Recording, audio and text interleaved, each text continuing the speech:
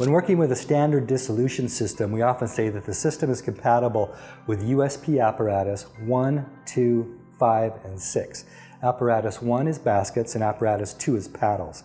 And typically, users have a lot of experience with those two apparatuses. However, this system is also compatible with USP apparatus 5 and 6 for analysis of transdermal patches. The way we do that is that we obtain a device which we call the patch sandwich.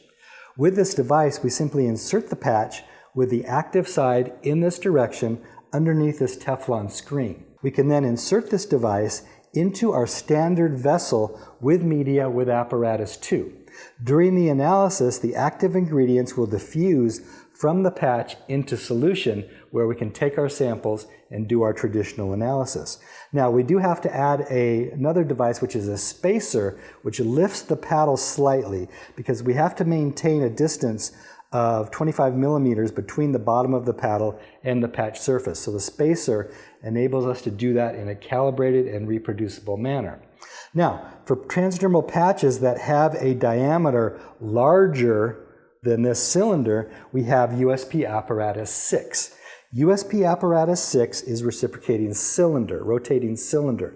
So what we do in that case is we're going to stick our patch onto this cylinder, replace our paddle with this device.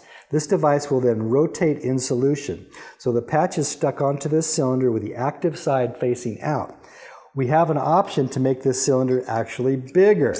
So if we have a really large patch, we can then stick it onto this device, insert this into our system. It connects exactly the same as the traditional paddle, and we do our analysis. The only other change that we're going to do is we're going to change the system operating temperature from 37 degrees C to 32 degrees C.